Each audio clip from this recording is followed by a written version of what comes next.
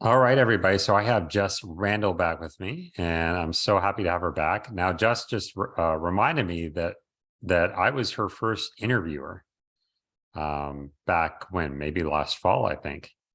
So Yeah. that's I'm pretty proud of that. That's pretty awesome. I don't know, like, how is that possible that you weren't on somebody else's channel at that point?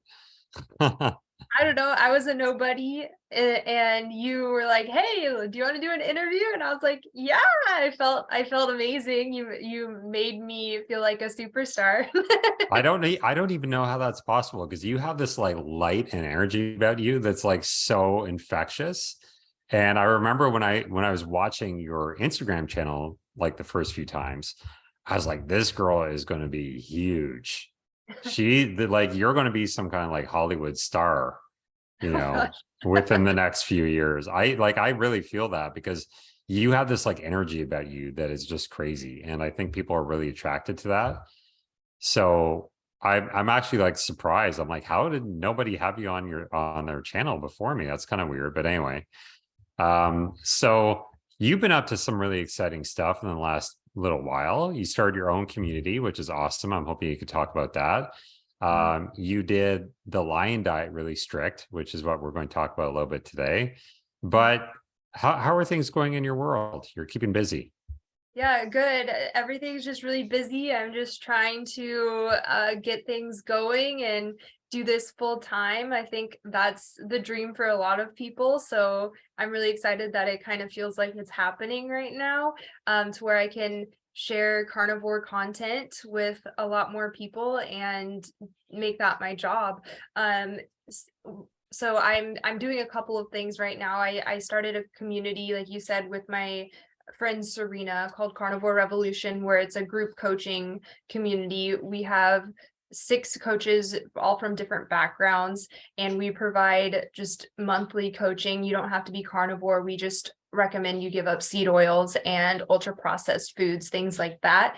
And we also provide experts in sleep and helping you just biohacky type things. Yeah. So it's not just nutrition, it's kind of lifestyle as well. Mhm. And And then some mental health component with mindfulness, you're saying, and yeah.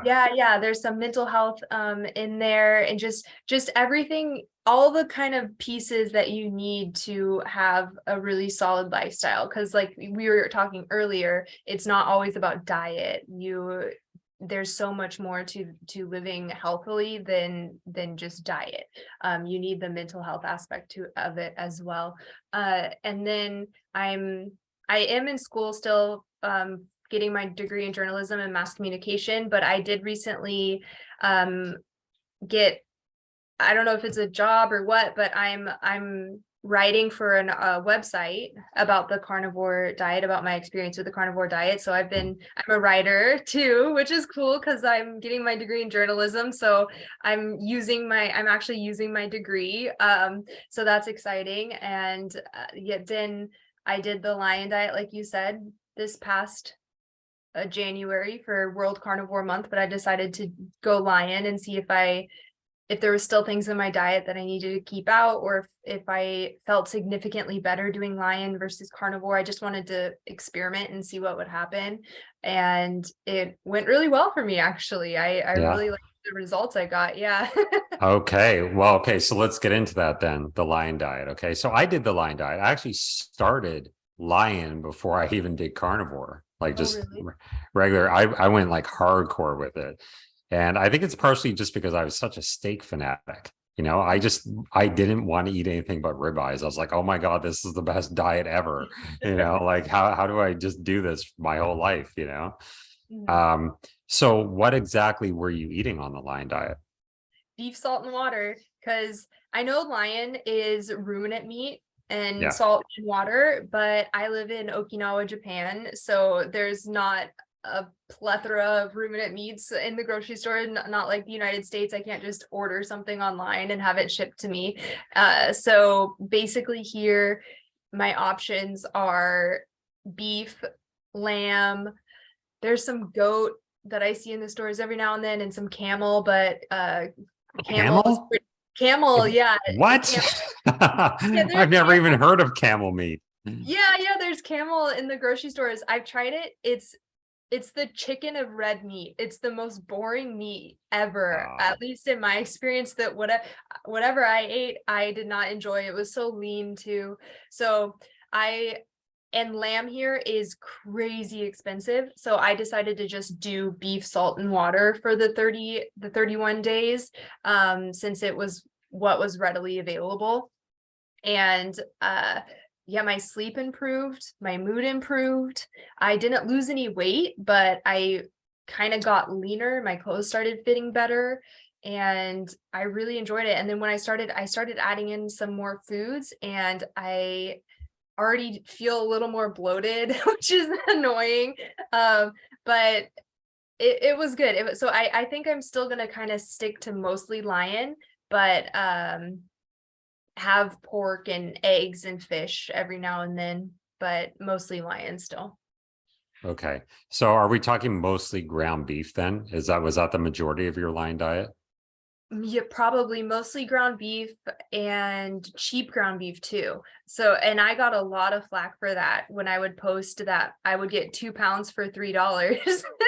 And people would tell me that that's not real ground beef and that's too cheap and blah, blah, blah. Worked for me. It worked well for me. So I'm Mm. definitely not a meat snob. And I definitely don't think you have to eat grass fed all the time.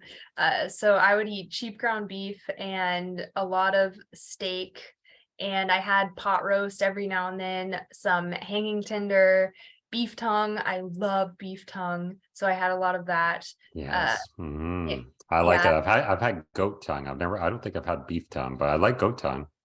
How did you prepare it? I did just frying pan. Yeah, To be honest, I don't know if that's the right way to do it, but I pretty much use a frying pan or air fryer for everything. I think I've yeah. tried yeah, I did try the air fryer as well. Mm, But apparently that wasn't quite as good. yeah. I I just did usually butter, a lot of butter. butter. Yeah. Yeah, I did tallow. When I made it at home, I cooked like fried it in tallow. Mm. But when we go to a Japanese barbecue restaurant called Yakiniku, and it's where you grill the meat in front of you, and they have beef tongue. So I eat it like that, and it's the best thing in the world. It's one of my favorite things. Oh wow. Okay, that sounds really good. Mhm. Okay. Okay, so we're talking mostly, did you include dairy with this as well? Does that include No, allowed? So you're just not water. allowed butter or anything like that. Did you do Mm. raw or all cooked? Oh, all cooked, yeah. I All ate cooked. some Okay. raw in some of my reels for the shock value to get more views, but I never ate a full raw steak. Okay. But that was like rarely, right? Like you weren't eating raw, a little bit of raw every day or anything like that. No, no, no, no. Okay. Okay. And nothing but water to drink. Water, yeah, sparkling water mostly. Okay. Okay. So tell us about the results. Like, did you notice any big changes, or was it kind of because you had been carnivore for a long time before that, or is it kind of just status quo? So yeah, it I didn't there I did experience changes, but it wasn't as drastic as I thought it might be, which Mhm. was interesting. So I was carnivore, like you said, for 3 years before I started it, and I always wanted to do the lion diet, but it intimidated me because it is so strict. But I in July, the July before, I wrote a note in my phone saying do lion diet for 30 days. So I'd been planning it since July of like psych like you can do it, you can do it. And then when World Carnivore Month came around, I was like, okay, I'm gonna just do it. I'm gonna document my journey. So it's like accountability. And I I was expecting to I was going to the gym. I was expecting to Hulk out, get a bunch of big muscles because I was just eating straight beef all day. And that didn't happen. I didn't get significantly stronger. I didn't lose any weight. I did get a little, I felt leaner, and my clothes started fitting better. But other than that, physically, no difference really happened. My skin cleared up a little more. But yeah, physically there wasn't a huge difference from that. So if people are expecting to eat beef and turn into Arnold Schwarzenegger, I at least for females, I don't know if that's realistic for females, but mentally I was less irritable. So I think it was coffee that was I was drinking decaf too, but I'm pretty sure it was the coffee that was making me irritable, that I cut out and felt less bloated with and I think that was the dairy, but my husband noticed me becoming significantly less irritable, and then my sleep significantly improved too, which Interesting. I didn't even really have bad sleep before, but somehow it got even better with the lion diet to Hmm. where when I was tired, I was like, at the end of the day, I was done. Like my body was tired. It was like, go to bed. And when my head hit the pillow, I'd be out. And then when I'd wake up in the morning, I'd be awake sometimes before my alarm and be ready to go, ready to start the day. And then my energy would just be consistent all day until nighttime again. And then I would just be conk out and then do it all again the next day. So those were the two mental kind of differences that I got from it, or side effects that I got from it, was that. Interesting. Okay. So you had more energy during the day. You're sleeping better. Were you going higher fat, do you think, on the diet as well? No, actually, in the beginning, that was one of the biggest mistakes I made. In the beginning, I wasn't eating enough fat, and I actually was eating some more grass-fed ground beef, which is a lot leaner than the normal ground beef that I usually get. And I got constipated in the beginning because I didn't account for the fat that I was removing from my diet, and I just Mm. started eating beef, and I didn't add in more fat. And I was constipated, and then when I realized that, I added more fat in and the problem resolved, obviously, but, yeah, no, I made that mistake in the beginning. Okay. And any sort of negative side effects, maybe aside from like the less fat and constipation kind of thing, like did you notice anything that like some people talk about in terms of like electrolyte problems, like maybe muscle fatigue if you're working out, like anything like that?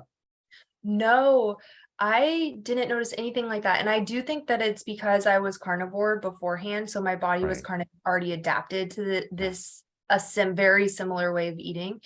So, and I'd been working out before too, so I didn't experience any sort of muscle fatigue. There weren't really any downsides to it other than like palate fatigue and the constipation, to where like Okay. I was tired of eating ground beef, so I had to figure out different ways to prepare it to So, keep eating so it. were you, yeah. So now you've gone back to just regular carnivore. And is that kind of more just because you just missed, eggs and butter and bacon and that kind of stuff, or why did you go back? So I'm still eating mostly beef, but every now and then, like if we go to yakiniku, I'll have some scallops and some pork. Yeah. Um, and then last night I had some butter on the steak that I ate. So I'm having things every now and then, but I haven't really added anything back in any significant amount. Uh, so I'm still primarily just doing beef because I did feel really good on it. And I gained 3 pounds after just like adding in things here and there, which was really interesting to me that happened. Yeah. And what do you think about the whole salt controversy? A lot of people are sort of going off salt now. Are you salting your meat as well? Yeah, Yeah. I liberally salt. I love salt. Me too. I know, me too. I was just having electrolyte issues with it. I think I was over salting. So I Mm, actually did better without the salt, believe it or not, when I stopped oh. salting. What Weirdly enough. I think difference it just depends on the person, I guess. But what I miss differences did salt. you see? Yeah, yeah. What's that? What differences did you see? Um, I a lot of it was muscle fatigue. I think that when I was salting my foods, like I just would notice like if I was playing with the kids in in the backyard, or if I was going for like a long walk or something like that, like over time my legs started to give out and my calves started cramping, my quads would just feel fatigued, like it was weird, like Mhm. almost like. And there were times like just even walking up the stairs where I'm just like, man, my legs just aren't like, they just don't feel right. Like I just don't feel like I have the muscle sort of um whatever it's called. You know what I mean? Mhm. The muscular endurance that I used to have. And then when I cut the salt out, all of a sudden, like I was going for those long walks, I was like, oh, I don't feel the cramps anymore. So I just completely stopped salting. And I'll tell you, that was like, when I discovered that, it was like the worst day of my life. I was like, oh no. I was like, I was almost debating. I was like, would I rather just deal with the cramps and stuff? And I was like, yeah, but it's probably not good for me, right? If I'm throwing off my electrolytes. So Mhm. I pretty much cut out my salt altogether, to be honest. Interesting. And it Yeah. sucked because there's nothing more I like than some ground beef, ghee, and salt. It's just Mm. nothing beats that, Yeah. for me anyway. But Yeah, I didn't even know until recently that I thought we needed salt. So I didn't know people weren't eating salt on their food. yeah, So yeah, I learned that that was an option. But I don't know if I would ever, maybe I would try it, but beef just tastes so much better with salt. it does. Hey, if I could do it, I would. Trust me. Yeah. But no, a lot of people are going off the salt. I've never been a raw guy. I'm just not into raw. Obviously, there's a lot of debate about that, whether we should be raw or not. And it's kind of like the big controversy right now. But I've never been a raw guy myself. And, I did strict carnivore, very, very strict carnivore. I think I counted 456 days in a row Mm. where that didn't include, I don't even think one bite of plant foods in that time frame. So I was pretty proud of myself for that, but things change, things change with my health and stuff like that. So I decided to incorporate a little bit of plant foods here and there. So I don't really call myself like carnivore anymore. I'm more meat based. Mhm. Yeah. So Which I think yeah. I think that's the goal for a lot of people in the carnivore community is I don't think the majority of carnivores want to stay carnivore forever. I think they want to eventually be able to incorporate different foods back into their diet. Um, at least in my experience with people and just watching carnivores evolve who've been doing it much longer, it's very common to see people start adding in different foods to their diet. Yeah, yeah, teach their own. I mean, I think it's great if whatever works for you, right? So I don't really think anything is ideal either way. I think as long as you just, like you said, cut out the seed oils, cut out the crap, cut out the processed food, cut out the sugar, all that crap. But, with my kids, like I really try to have them on more of a sort of paleo kind of primal diet. I don't, I'm not like really strict with them. I mean, they eat fruit and, I give them apples. And I've had like some people, when I post that on my Instagram, my kids like eating a green apple, they're like, no, what are you doing? I'm like, oh, come on. Yeah, Well, yeah, whatever. It could be worse, um, So exactly. so tell us what goes on exactly in your Carnivore Revolution group. So on your YouTube page, I see you guys are always cooking up a storm. You always have cool recipes going on with Serena. I highly recommend you guys check out their channel. It's so much fun. I love it, especially if you're a cook. You got to check it out. So tell us what's going on with your YouTube channel first, and then maybe a little bit more in terms of what's going on with your Carnivore Revolution group. For our YouTube channel right now, we're doing a lot of interviews at the moment. So we do need to get back in the kitchen and start doing more recipes because those were always really fun and I would make a mess and it would be it would be really entertaining.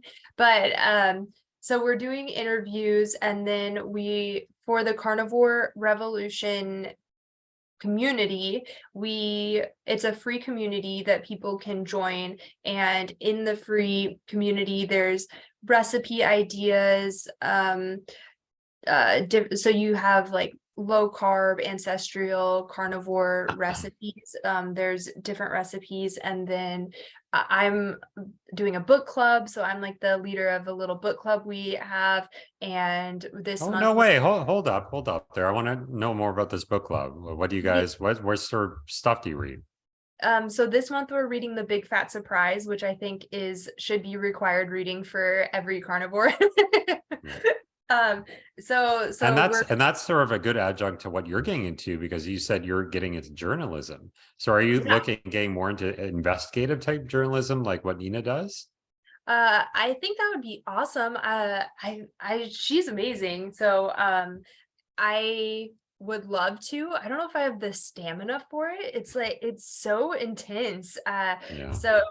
But yeah, that is something that I love doing is just like researching and learning. So I definitely like even just like from reading the books on my Instagram, some of the reels that I'm doing are more like informative from the things that I'm learning. So I'm implementing my journalistic skills in that regard too.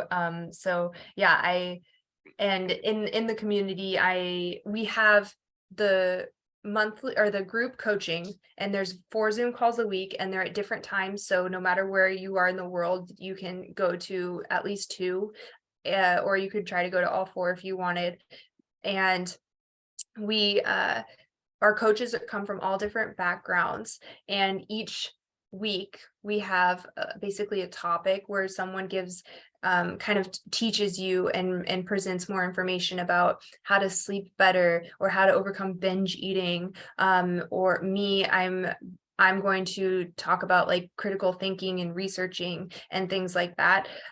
So we not only just coach you on nutrition, but it's like mental health, physical health, like critical thinking, just a kind of a whole bunch of skills that are useful in life. Because our goal is to show people how to do things on their own, not be like a crutch where they have to be there all the time or for so many months in a row, but just to really teach people how to like make good decisions on their own without needing a coach.